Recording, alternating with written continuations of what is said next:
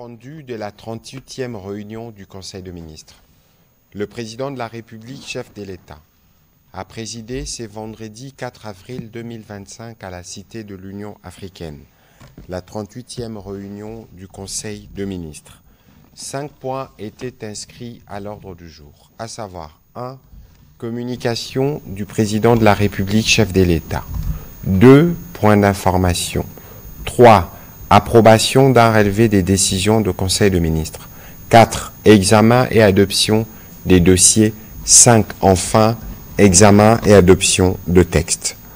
La communication du président de la République a porté sur 2 points principaux, à savoir 1. De la voirie urbaine et de l'assainissement de la ville de Kinshasa.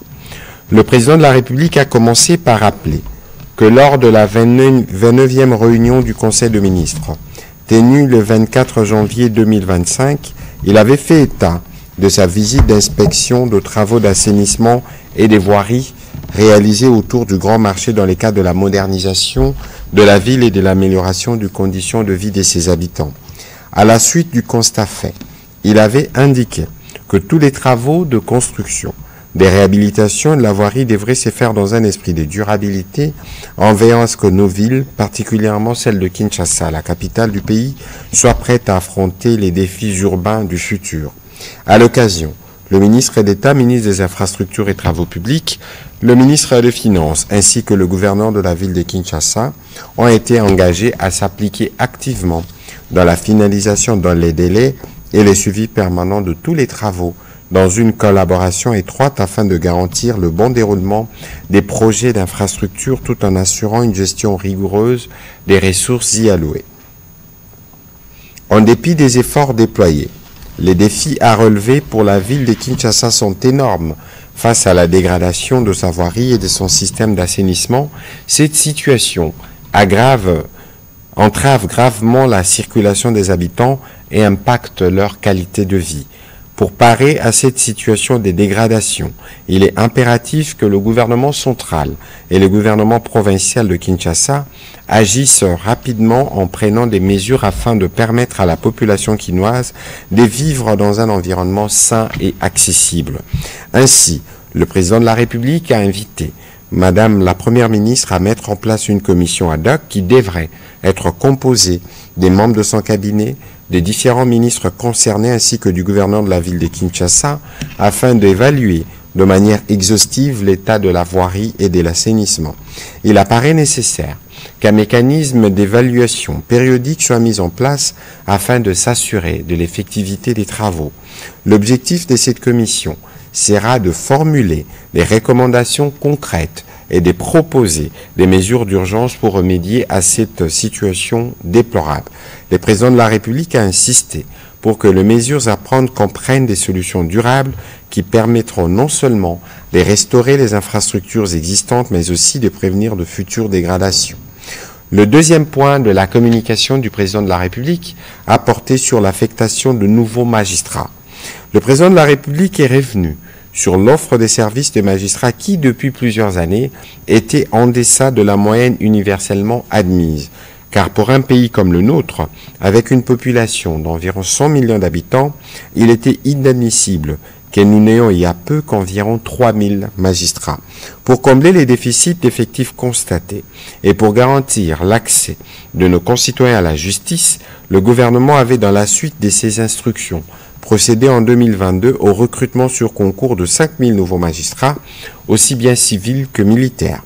Dans le cadre de cette importante initiative, un premier lot de 2500 magistrats a été nommé et affecté en 2023. Par ses récentes ordonnances du 28 mars 2005, le président de la République venait de nommer le second lot de 2500 magistrats, consolidant ainsi les efforts entrepris pour renforcer notre appareil judiciaire. Cette démarche, a-t-il précisé, témoigne de notre volonté inébranlable d'améliorer significativement la distribution et l'administration de la justice sur l'ensemble du territoire national. Dans cette perspective, il est impératif que le gouvernement, en étroite collaboration avec le Conseil supérieur de la magistrature, accélère les processus de formation, de mécanisation et d'affectation des magistrats nouvellement nommés. Il a engagé pour ce faire la Première ministre, le président du Conseil supérieur de la magistrature, les ministres d'État, les ministres de la Justice et garde-sceaux, les ministres d'État, ministres du budget, ainsi que le ministre des Finances, s'est penché sur la mise en œuvre rapide et efficace de nouvelles nominations pour permettre de combler l'absence des magistrats encore remarquée dans certains ressorts, de fluidifier les traitements des affaires judiciaires et d'assurer un fonctionnement optimal des juridictions à travers le pays. Dans la suite de la communication du président de la République, la première ministre chef du gouvernement est revenue sur la nécessité de sécuriser les substances minérales stratégiques au regard du contexte sécuritaire actuel. C'est dans ces cadres notamment que les 3 T désignant le tungstène, tantal et étain ont fait l'objet de la réunion qu'elle a présidée avec les experts de la primature, du ministère de Mines, du cadastre minier, du service d'assistance et d'encadrement de mines artisanales et de petite échelle, SAE-MAPE, ainsi que de l'entreprise générale du cobalt, en vue d'élaborer un projet stratégique pilote pour l'encadrement de l'approvisionnement durable des minerais de 3T, en particulier les coltans, dans les zones pilotes de Manono et de Malembankoulou.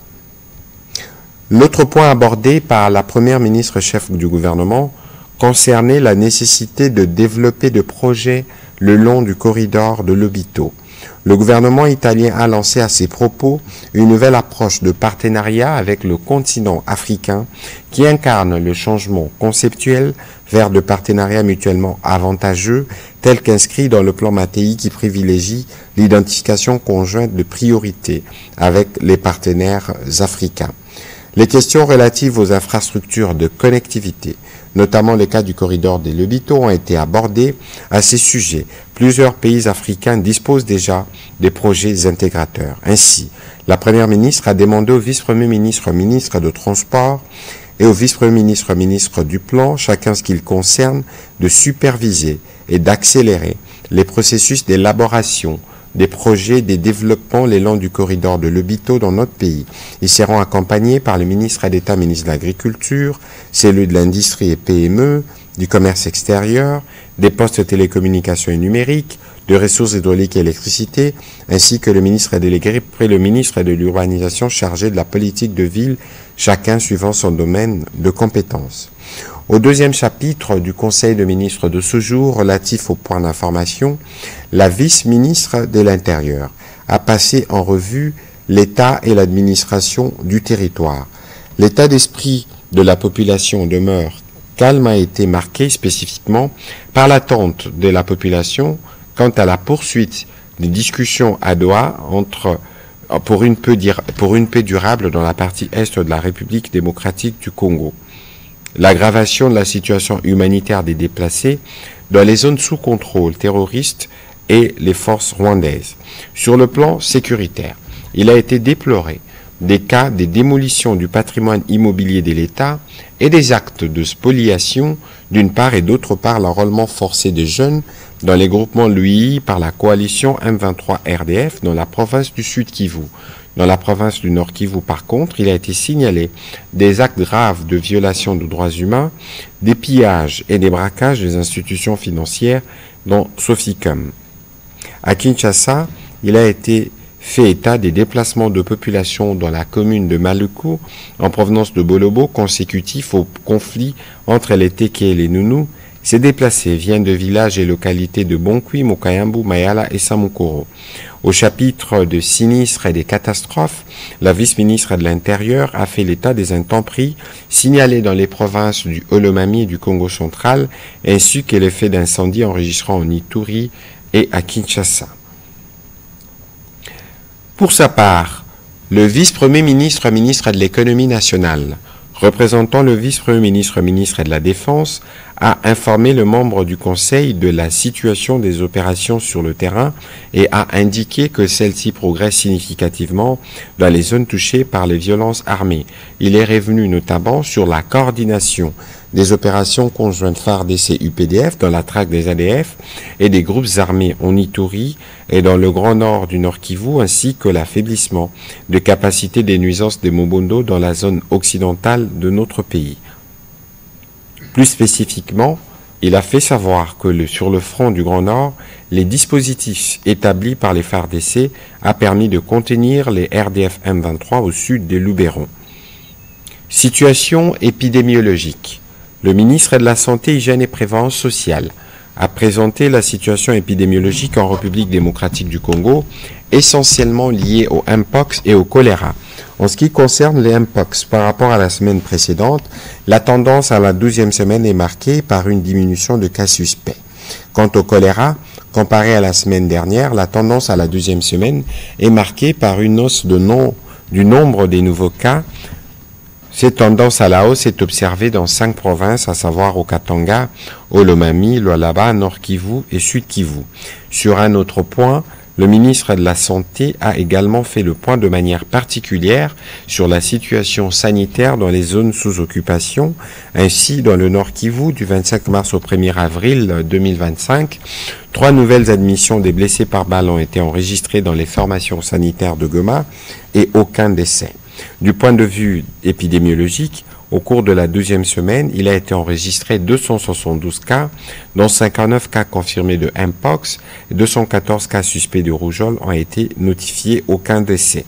Dans le Sud Kivu, du 25 mars au 1er avril 2025, 33 nouvelles admissions des blessés ont été enregistrées dans les formations sanitaires de Bukavu, et aucun décès n'a été signalé, portant le cumul de blessés à 1177 et celui des décès intra-hospitaliers inchangé à 29.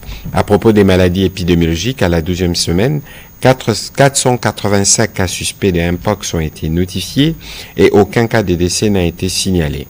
Le ministre de la Santé a enfin fait état d'une suspicion de méningite dans les territoires de Kiri. Exemption de visa pour les ressortissants de la Tanzanie par réciprocité dans le cadre de la SADC. La ministre d'État, ministre des Affaires étrangères, a présenté au Conseil une note d'information relative à l'exemption des visas pour les ressortissants de la République unie des Tanzanie par réciprocité dans les cas de la communauté des développements de l'Afrique australe SADC.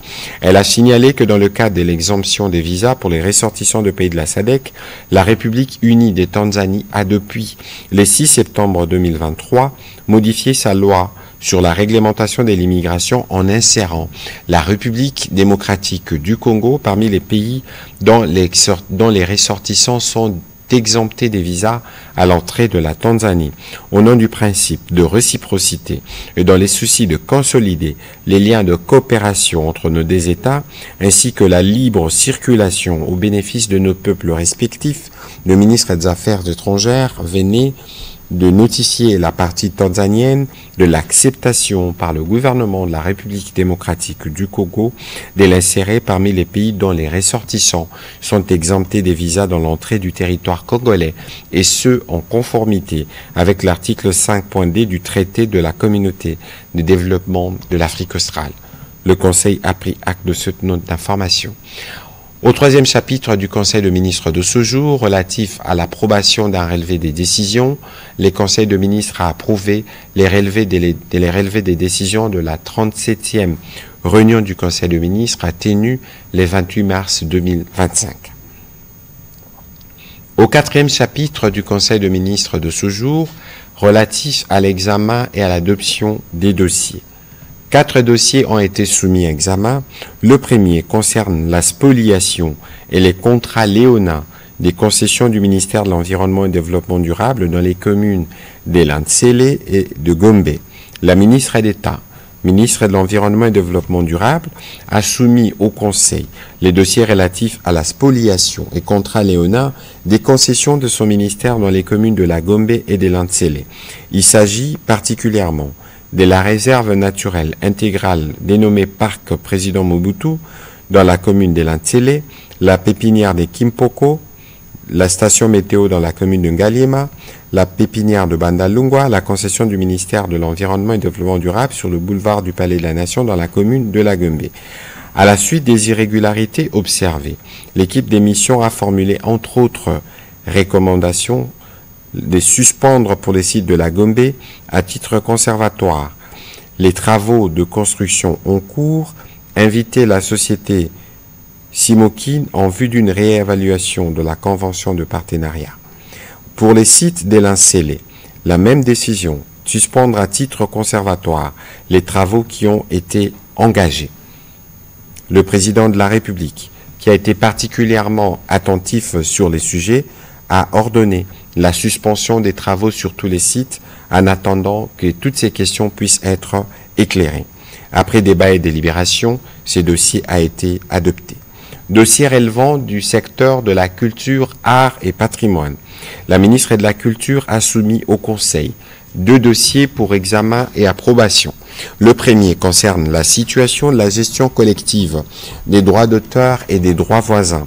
À ces sujets, elle a rappelé que cette question est caractérisée par une crise interminable depuis des décennies, poussant certains artistes découragés à conférer la collecte et la gestion de leurs droits aux sociétés étrangères, ce qui prive le pays d'importants revenus de taxes et menace notre patrimoine culturel.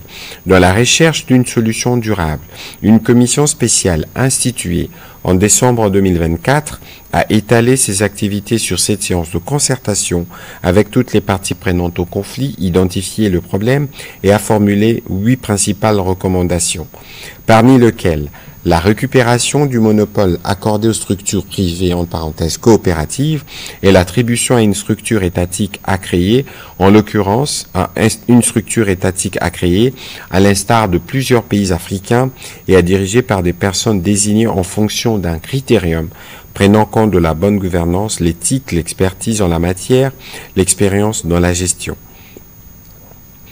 L'accompagnement de la structure publique à créer, à obtenir l'accompagnement de la Confédération internationale des sociétés d'auteurs et compositeurs et de l'Organisation mondiale de la propriété intellectuelle en vue de relancer la coopération avec ces organisations internationales. La ministre de la Culture a sollicité l'accompagnement du gouvernement afin de garantir la protection des droits des citoyens, y compris les créateurs d'œuvres de l'esprit et leurs ayants droit. Le deuxième dossier présenté par la ministre de la Culture concernait l'activation de la redevance pour copie privée, prévue dans l'article 68 de l'ordonnance loi numéro 86/033 du 5 avril 1986 portant protection des droits d'auteur et droits voisins en République démocratique du Congo en faveur de créateurs d'œuvres de l'esprit et de la promotion de la culture. La redevance pour copie privée n'a jusqu'à ce jour été activée. Du point de vue de la rémunération des créateurs, la redevance compense les préjudices subis par eux du fait du manque à gagner résultant de l'utilisation massive et gratuite de leurs œuvres. La ministre de la Culture, des Arts et du Patrimoine est revenue successivement sur la notion de la rémunération pour copie privée, ses avantages et sa contribution à l'économie nationale, ainsi que les mécanismes de son recouvrement. Elle a précisé que l'approbation ainsi sollicitée permettra à son ministère, en collaboration avec celui des Finances, d'entamer le travail technique d'experts sur la mise en œuvre de cette activation, devant aboutir à la signature d'un arrêté interministériel au moment opportun. Après débat et délibération, ces 2 dossiers ont aussi été adoptés. Premier festival mondial de l'ONU Tourisme à Kinshasa. Bouclant ce chapitre de dossiers, le ministre du Tourisme a pour sa part soumis à l'examen et à l'adoption du Conseil les dossiers liés au premier festival mondial de l'ONU Tourisme sur la musique et le tourisme qui se tiendra à Kinshasa du 16 au 18 juillet 2025. La programmation de ces festivals fait suite à l'initiative de notre pays en Putankana, en République dominicaine, au cours de la tenue du 3 au 5 octobre 2024 du premier sommet de commission de l'ONU Tourisme pour l'Afrique et les Amériques. L'initiative de notre pays de créer un tel festival souligne l'importance de la diversité culturelle comme levier de développement touristique et économique. En effet, quand musique rime avec tourisme aux expériences culturelles distinctives et mémorables qui proposent, le tourisme musical devient une nouvelle tendance mondiale. De nombreux spectacles seront organisés pour mettre en exergue l'originalité de chaque destination touristique. Dans cette perspective, ces